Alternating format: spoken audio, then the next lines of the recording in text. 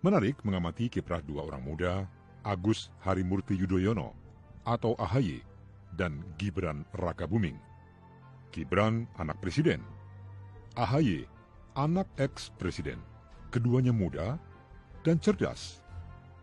Satunya belum lama ini memenangkan pilkada, yang lainnya baru saja digulingkan dari jabatan ketua umum partai melalui sebuah konferensi luar biasa.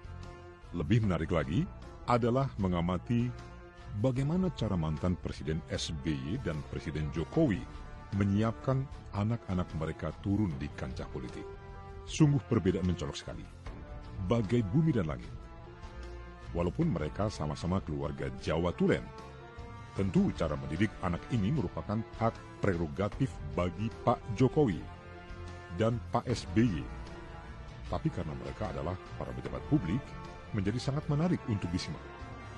Saya beruntung karena faktor geografis mengawal sendiri bagaimana awal mula Gibran turun ke dunia politik.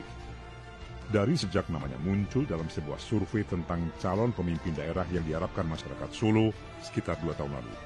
Waktu itu Gibran bahkan belum menunjukkan ketertarikannya di dunia politik. Namun sejak itu namanya kemudian disebut-sebut sejumlah pengamat dan muncul di media sebagai salah satu sosok yang berpotensi memimpin kota Solo. Kemudian tak disangka, Gibran yang semula fokus pada bisnisnya di berbagai bidang, mulai menunjukkan ketertarikan pada politik. Dia pun mulai berani mengungkapkan pemikirannya yang visioner di depan publik. Masyarakat Solo pun terhenyak. Gibran yang selama ini dipandang sebelah mata, mulai dilirik. Akhirnya, elektabilitas pria 33 tahun itu terus naik. Perhatian dan ketulusannya membantu masyarakat selama pandemi membekas di hati wong Solo. Ketika pilkada digelar, Gibran pun menang.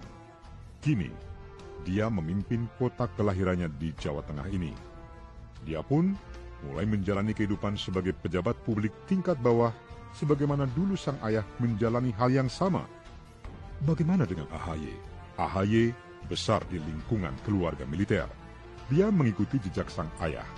Karir sang ayah yang moncer pun menurun padanya. Dia menjadi perwira muda yang cemerlang hingga pangkat mayor.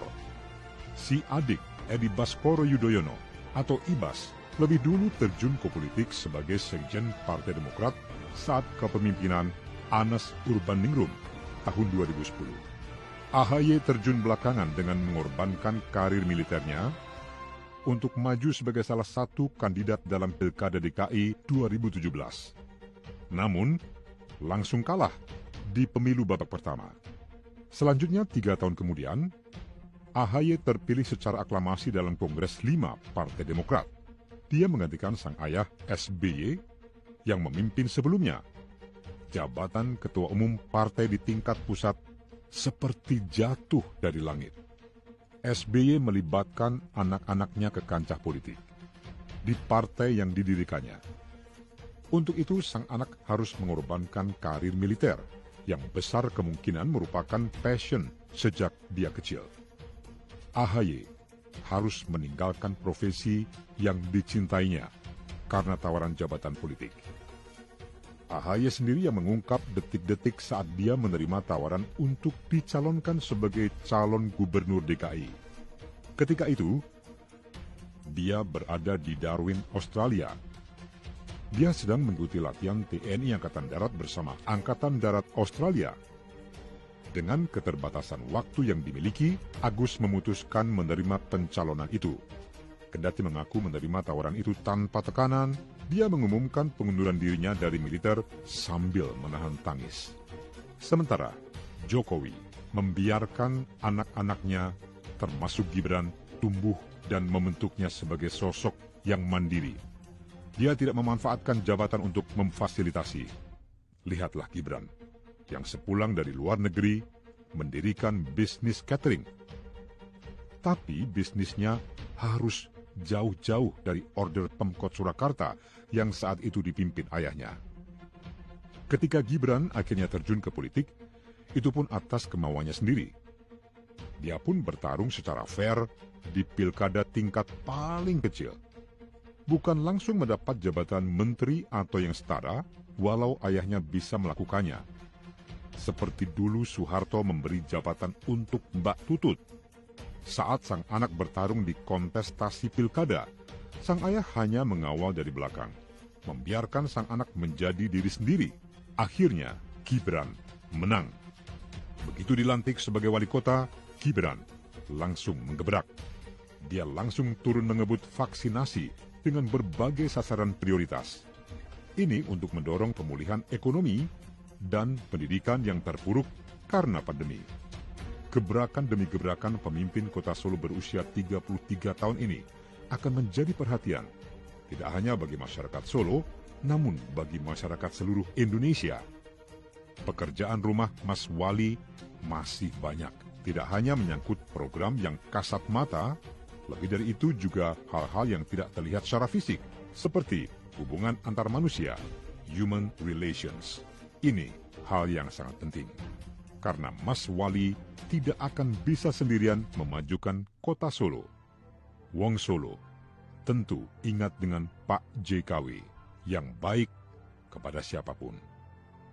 Beliau sosok yang andap asor, welas asih, dan terkenal nguwong ke wong. Kepada siapapun beliau menaruh hormat, kepada atasan, mbok bakul, tukang becak, kawan media, termasuk kepada para bawahan. Satu lagi, Pak JKW adalah orang yang memiliki kemampuan mau mendengarkan. Siapa lagi yang lebih layak dicontoh Mas Wali daripada ayahnya sendiri? Ketika kepintaran seorang Gibran dipadukan dengan kemampuan human relation yang mumpuni, Wong Solo dan Mas Wali kotanya benar-benar akan mendapatkan jackpot, lompatan untuk Solo. Ya, lompatan untuk Solo benar-benar akan terwujud. Solo tak hanya akan menjadi berkah bagi masyarakat Solo, tapi juga menjadi berkah dan kebanggaan bagi bangsa Indonesia. Bagaimana dengan AHY? Kini, AHY sedang berjuang dengan adanya dualisme kepemimpinan di partainya. Hal yang sama pernah terjadi pada PDIP dan PKB. Seperti sebuah dejavu, apakah AHY akan mampu mempertahankan jabatannya sebagai Ketua Umum Partai Demokrat? Waktu akan menjawab. Waktu juga yang akan membuktikan siapa di antara AHY dan Gibran yang akan menjadi politikus handal.